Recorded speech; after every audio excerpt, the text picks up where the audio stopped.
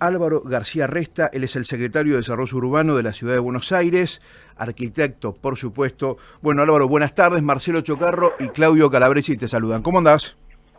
¿Qué tal, Marcelo? Mucho gusto, Claudio. ¿Qué tal? Feliz día de la ¿Cómo estás, bandera Álvaro? también. Y el Día de la Bandera, por supuesto, pero yo ahí siempre digo, ¿no?, que yo hubiera pensado más un 3 de junio, que es el día del nacimiento de Belgrano, y no pensar siempre en el fallecimiento, Álvaro. Habría algo que hay que cambiar en la Argentina, ¿no?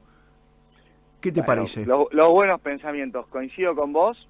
Por supuesto, celebro el día en el que hoy se conmemora la bandera, así que... Pero sí, la verdad que pensar en lo bueno es una buena manera de enfrentar el futuro, ¿no? Así es. Álvaro, bueno, si hay chicos atrás, ruiditos de chicos y eso, hoy los perdonamos todos, ¿sí? Porque realmente te agradezco mucho, ¿eh? Sabíamos que iba a ser difícil, pero bueno, muchas gracias. Y bueno, nos vamos a un tema que somos bonaerenses, muchos de nosotros, Calabresi no, vive acá en Capital, pero yo vivo en Vicente López, y mucho tiempo he trabajado en la Ciudad de Buenos Aires, Lavalle y Florida, ni más ni menos. Ahí tenía mi estudio jurídico y vuelvo al centro siempre, voy. Y realmente en los últimos tiempos le causa a uno casi estupor, ¿no? ¿Cómo, una vez que pase la pandemia y que veremos cómo quedamos como nuestra Argentina, en fin, ¿qué se hará con el centro? ¿Se va a reformar el centro? ¿Se piensa en hacer algo? Porque mucha gente, como uno, no vamos a volver a trabajar en el centro, por lo menos por muchos años. Claro. Bueno, primero, Marcelo, tu situación es la de muchos y muchas porteños y porteñas que antes de hace un año y medio, antes de que empiece esta pandemia, dejaron, sus cosas en el escritorio, en el microcentro, y tal vez no volvieron, ¿no? Algunos de los que volvieron cuentan un poco lo mismo que contás vos, yo paso todos los días. La verdad es que esa foto que vemos hoy de un centro desolado, no le pasa solo a Buenos Aires, los centros financieros de la mayoría de las ciudades, producto de esta pandemia, le está pasando. Puede ser una postal común hoy, cualquier día de la semana, pero antes también era una postal común las noches, los fines de semana, los feriados, ¿no? Porque, de alguna manera, el centro que teníamos tampoco era el ideal. Eso hace que, como dijiste al inicio cuando hablamos de la bandera, podamos pensar lo bueno y pensar qué oportunidad tenemos de acá en adelante, no volver a tener un centro que esté tan marcado por el uso de oficinas, en un barrio cualquiera de la Ciudad de Buenos Aires, la mixtura de usos, el equilibrio entre los usos, llamamos usos a oficinas, vivienda, comercio variado, universidad, colegio, escuela, en un mismo lugar, hace que la vida diurna, nocturna, de los fines de semana, se mantenga siempre. A veces, cuando los centros o los barrios de las ciudades tienen un uso muy marcado por encima del resto de los usos, pasa esto de que, qué sé yo, tenés mucha gente durante un momento del día y muy poca en otro, y eso genera cierta disrupción en las infraestructuras, en las dinámicas, en un montón de cosas. Hoy, producto de que la pandemia golpeó a todos y a todos los sectores, pero principalmente el home office y las oficinas fueron, creo que, uno de los protagonistas de esta nueva normalidad o futuro. Todo el mundo se está preguntando eso. El centro financiero se pregunta, si nuestro uso más importante, el que nos daba vida, el que marcaba el 80% de nuestro ritmo, no está más, ¿qué va a pasar con esto? Y esa es la pregunta que nos estamos haciendo y se están haciendo en todos los centros urbanos y financieros del mundo. Y Álvaro, Claudio Calabresi te habla. ¿Qué tal, Claudio? ¿Cómo se hace para recuperar ese centro porteño? ¿Hay algún plan en marcha para esta reinvención? Sí, por supuesto. Mirá, la verdad es que, como decía antes, lo que tenemos es una oportunidad. La oportunidad es aprovechar que ese uso protagonista que teníamos, que son las oficinas, está tambaleando, si no en la lona, y aprovechar para justamente generar el resto de los usos, un aumento del resto de los usos que teníamos. El plan que tenemos básicamente es de residencialización. ¿Qué quiere decir esto? Aumentar el uso de vivienda que hay en el centro. Para eso no es algo fácil, por supuesto, pero hace falta diferentes aspectos. Uno que tiene que ver con lo físico, que la Ciudad de Buenos Aires venimos haciendo un trabajo ya hace muchos años para que el centro sea un lindo lugar para vivir, ¿no? Las calles de convivencia, corrientes peatonal, por supuesto toda la iluminación LED, el centro porteño, quienes han... Hola. Hola. Se nos fue la llamada. A ver, ¿estamos ahí, Augusto? Se cortó con Augusto. Volvemos a llamarlo. Estamos hablando con Álvaro García Resta. Él es el secretario de Desarrollo Urbano de la Ciudad de Buenos Aires. En este domingo del Día del Padre, charlando con el secretario y bueno, un poco todas las reformas que se van a venir, el gran desafío que tiene el centro porteño y el microcentro, Claudio, ¿no? Vos sabés que, mirá, mientras lo escuchaba Álvaro, pensaba justamente en cómo hubo tanta, de parte de la oposición, hubo tanta contradicción a todas las medidas que tomó el gobierno de la ciudad. Vamos a preguntárselo también. Y el éxito que se dio ya es pisar un poquito en firme con lo que fue el sur de la ciudad de Buenos Aires. El polo tecnológico. El polo tecnológico. El otro día fui a Barracas. Es más, Isabel la Católica. Increíble. Sí. Decir que uno tiene su chip zona norte. Vamos a preguntarle a Álvaro. Pero ¿qué es eso? Álvaro, ¿estás ahí? Acá estoy de vuelta. Perfecto. ¿Qué opinás de Barracas? Sí. ¿Cómo?¿Qué opinás de Barracas? Es un barrio increíble lo que han hecho ahí, Sí, yo tengo la oficina, nosotros estamos en la ex fábrica de Canales, frente al Parque Lezama, y todos los días transitamos Barracas, La Boca. La verdad que el sur está muy lindo. En los últimos años hemos hecho mucho trabajo para poner estas anclas o estos proyectos que generan una buena externalidad en el entorno, ¿no? Ya sea en Parque Patricios, el edificio de la Casa de Gobierno de Norman Foster, o la sede de Canales, o la Usina del Arte. Pero yo fui a una oficina el otro día, Álvaro, y era unos departamentos, y era una ex fábrica de baterías. Claro. Increíble esos deptos, Sí, hay mucha reconversión de edificios que estaban vinculados a otros usos que se han vuelto residencia. Parecido a lo que estábamos hablando del centro antes de que se corte, sí, pero claro. Sea Molina Ciudad, la ex fábrica de Canales, que es donde tenemos el edificio nosotros, Cruz de Malta, que está a 2 cuadras bien por la avenida Martín García, mucha fábrica que reconvertió su uso, producto de la reconversión de la ciudad o de la vida de la gente, ¿no? Bien, estamos hablando del microcentro porteño y del centro porteño, ¿no? Y el doctor Calabresi te preguntaba sobre cómo hay un plan para desarrollar este centro una vez que pase la pandemia, una vez que ya estemos un poco más tranquilos. Exacto, bueno, y yo hablaba que hubo en los últimos años una transformación física, no sé si eso se llegó a escuchar, con las calles peatonales, Corrientes peatonal, sí. que le dio bastante brillo al microcentro, sobre todo en los últimos años que estaba poblado de gente. Veíamos mucha más gente caminando que en auto, como antes, los colectivos fuera del centro, producto del Metrobús de la 9 de Julio, que nos permitió peatonalizar las calles. Y después hay otro componente que creo que es el que más fuerte vamos a encarar ahora, que es el de generar incentivos tanto a la oferta como a la demanda, ¿no? A la oferta, para que la gente elija vivir en ese lugar, más allá de que esté bueno o no. Uno de los conceptos que se trabajó mucho urbanísticamente desde la pandemia fue esto de la ciudad de 15 minutos, esa ciudad que tenés todo caminando medio cerca, y el microcentro es una oportunidad para nosotros para eso, porque estás a 10 minutos caminando de la Reserva Ecológica, de Puerto Madero, de San Telmo, con la arquitectura del centro porteño que es exquisita. Entonces, todos los centros de transbordo que te llevan a la periferia. Entonces, hay un aspecto que estamos trabajando de generar instrumentos de incentivo a la demanda y a la oferta. También aquel que tiene un edificio de oficinas pueda reconvertirlo en vivienda. ¿Y cómo acceden? Jóvenes, gente mayor, porque tiene todo cerquita, ¿no? Restaurantes, cines, la parada de colectivo, el subte.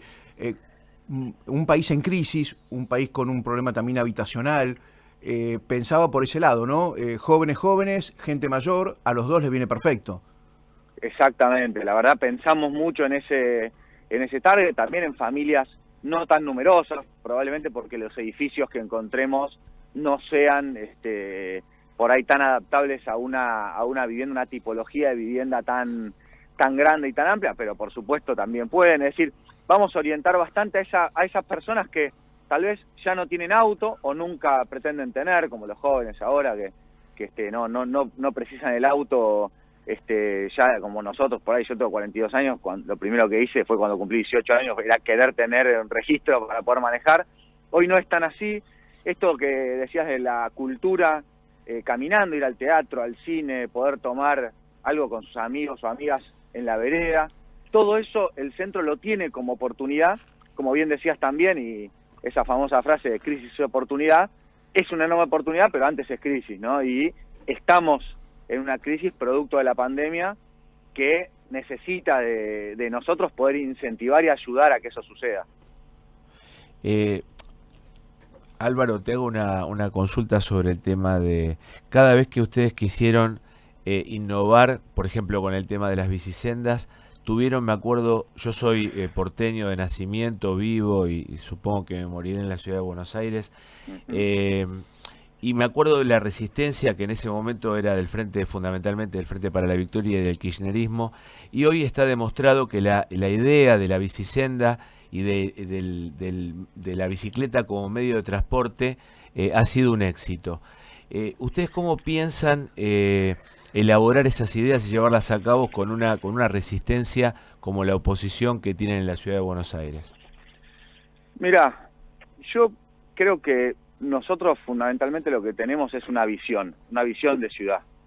En el caso de las bicisendas es una acción dentro de un plan que es el plan de la movilidad sustentable, ¿no? Que en aquel momento involucraba la movilidad personal, no motorizada, fomentar mucho la bici, la peatonalidad. También se hicieron acciones o proyectos como el Metrobús de la 9 de Julio en aquel momento, o el de Juan P. Justo, porque teníamos una visión.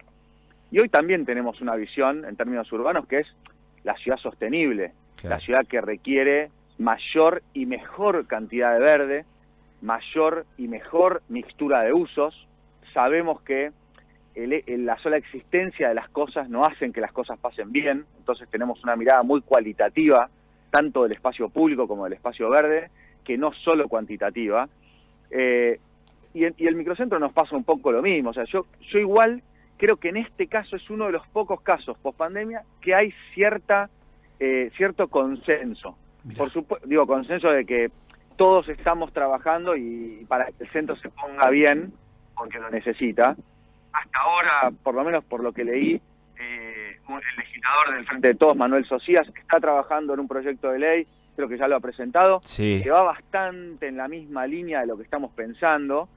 Así que yo celebro los acuerdos. Nosotros estamos para generar acuerdos, para generar una ciudad próspera para la gente. Y por supuesto, a veces hay visiones encontradas. Nosotros hemos demostrado en los últimos años, diría 12 años, que la ciudad se ha puesto a la altura de las grandes capitales del mundo. Y a eso vamos, Álvaro. Estamos hablando con Álvaro García Resta, él es el secretario de Desarrollo Urbano del Gobierno de la Ciudad de Buenos Aires. Y sobre eso, mirá, los oyentes se anticipan y dicen, Ignacio, bueno, la transformación de Brooklyn, o Elizabeth, Lisa, habla de ecología, urbanismo en Barcelona. Vivió, dice, 12 años en la ciudad de Barcelona. De las ciudades del mundo, ¿cuál es la tuya, la elegida? Buenos Aires, por lejos. ¿Y cuáles son los sueños que tenés para esta ciudad? ¿Cuáles son las transformaciones? La del microcentro es una, indudablemente, ¿no? Sí, mirá, yo tengo una visión particularmente, no soy urbanista, arquitecto, y yo estoy enamorado de Buenos Aires, sobre todo de su gente. La verdad que nuestra distinción es la cultura, ¿no? Como las calles, el cafecito, todas esas cosas a mí me despiertan ganas de que el espacio donde uno celebra esas actividades sea el mejor posible. Y yo en general pienso que Buenos Aires tiene la potencia de mirarse a sí misma y hacerse mejor. Algunos de los proyectos que hicimos tienen que ver mucho con la transformación y no tanto con pensar algo nuevo, ¿no? Hace poquito giró mucho por las redes este parque miniatura sobre el agua que hicieron en Manhattan. Yo creo que Buenos Aires no está para eso. Buenos Aires está para transformar. No sé si han estado por la Plaza Jusey, que era un lugar muy evitado por los estudiantes y las estudiantes a la hora de salir de facultad. Hoy es un lugar convocante y lleno de vida. ¿Ubicame en qué calles? Ubicanos en qué calles. En la avenida Córdoba, frente al Hospital de Clínicas. Perfecto. Ha habido una transformación enorme en ese lugar. El elefante blanco, tan conocido, que mereció una película, ícono del abandono y la desidia de años y años de abandono, lo demolimos y construimos un parque en el lugar donde estaba esa mole. Y otros proyectos que tan transformadores son que, y bueno, a veces hace falta tiempo para digerirlos, ¿no? Álvaro... Incluso Sí, perdón. No, termina, Lady, y te pregunto. No, yo creo que incluso algunos proyectos polémicos o discutidos como el de Costa Salguero hacen que justamente la agenda urbana se ponga al frente de la discusión, y eso yo siempre lo celebro, por más que haya resistencia, como preguntaba Claudio recién, porque cuando el río suena quiere decir que algo está crujiendo, y la transformación cruje, ¿no? Hace que tengamos que reacomodarnos todos. Nosotros creemos que siempre es para mejor, y la gente rápidamente se adapta al cambio, ¿no? ¿Se acuerdan la discusión del Metrobús de la 9 de julio? Durante un año todas las personas, no, que no va a funcionar, que no sé qué, hasta el día que se inauguró y era un violín, y todo el mundo rápidamente empezó a usar la 9 de julio. Ya nos olvidamos cómo era. Porque buena transformación, con la buena transformación uno no añora lo viejo, ¿no? Mira, recuerdo ahora que hablas de eso, esto lo pongo como anécdota, es más una práctica forense que periodismo esto que estoy haciendo, pero bueno, soy abogado, y vos sabés que recuerdo la cantidad de amparos que interpuso la gente de ese momento por orden del kirchnerismo. Cada árbol que ustedes lo trasplantaban, lo llevaban a otro lado. Sin embargo, cuando hicieron algo, cuando el gobierno nacional hizo algo sobre la General Paz, taló árboles, los tiró, no tuvo ningún problema, ¿no? ¿Vos te acordás de eso, Álvaro? Me acuerdo perfecto. Yo entré a trabajar al gobierno de la ciudad en ese momento. Y la verdad es que yo creo que cuando uno cree en algo y cree en esa transformación y que es positivo para la gente, tiene que estar preparado para aquellos que resisten los cambios, ¿no? Yo soy un convencido de que el proyecto de Costa Salguero es un proyecto que finalmente le va a dar a Buenos Aires la posibilidad de dar la cara al río, ¿no? Y la verdad es que es una discusión, todos los que estudiamos urbanismo, arquitectura, que todos creemos que es la deuda pendiente de la ciudad. Y por supuesto, si mañana estuviese ahí los cafecitos, si pudiese ir a tomar un café, ya nadie se acuerda de los problemas que hubo para llegar a eso. Yo creo que las contingencias son parte de la discusión de la ciudad, y la transformación y la discusión finalmente es algo que hace bien, porque probablemente si el Metrobús en aquel momento, los amparos, los árboles, los ambientalistas, que al final todos los que hoy caminamos por la 9 de julio vemos que hay más árboles que antes, ¿no? Sí. Pero si no hay oposición. Es decir, yo creo que en parte a veces es evitar que lo bueno pase, lamentablemente, y uno está para sobreponerse incluso sobre eso y poder seguir adelante. Por eso, antes de hablar del proyecto, dije, tenemos una visión, ¿no? Y cuando uno tiene una visión, hacia ahí va. Álvaro, por mi parte, creo que la última o la anteúltima, ¿cómo les afectó al presupuesto para las obras que tenían previstas, todo esto que estás contándonos, para realizar en la ciudad, esos puntos de coparticipación que el gobierno nacional le quitó a la ciudad el año pasado en plena pandemia? Bueno, afectó mucho porque parte de nuestro presupuesto contaba con eso, ¿no? Además después vino, o antes, un cachito antes, además estábamos en plena pandemia, donde también parte de su presupuesto, de nuestro presupuesto y toda nuestra energía además, se la llevó, la vocación de servicio y de estar cerca de la gente, con los testeos, los vacunatorios, los centros que hemos montado en poco tiempo. La verdad es que yo creo que en momentos de crisis uno tiene que ponerse más creativo que nunca, innovar. Nosotros lo hicimos con un instrumento que estaba ahí como olvidado y guardado en el fondo de un cajón, que son los convenios urbanísticos, que existen en todo el país, en la ciudad también existían, que básicamente es un acuerdo, un convenio entre la ciudad y el sector privado, o sea, el sector público y el sector privado, donde en los proyectos donde el privado tenga un beneficio, tiene que contraprestar a la ciudadanía con un beneficio equivalente. Entonces hicimos una convocatoria abierta a propuestas de convenios urbanísticos, se presentaron 112, y esas contraprestaciones, que son para la ciudadanía, vamos a utilizarlas para poder hacer muchos de los proyectos que habían quedado debajo de la línea de flotación o del presupuesto, producto de la quita de la coparticipación y también de lo afectado a la pandemia. Con lo cual, como dije antes, transformar cuesta y se presentan un montón de enemigos y de crisis y que uno tiene que ir sorteando. Y yo creo que la única manera para que uno nunca abandone esa visión es innovar para que seguir adelante y poder transformar la vida de la gente, que para eso estamos, ¿no? No tengo dudas. Te hago una última pregunta por mi parte, si es que lo sabés y bueno, en caso de que sepas, quisiéramos saber tu opinión. Vos como urbanista, ¿cómo ves, o si es que estudiaste sobre este tema, las excepciones al código de edificación para levantar enormes torres, por ejemplo, en el partido de Vicente López?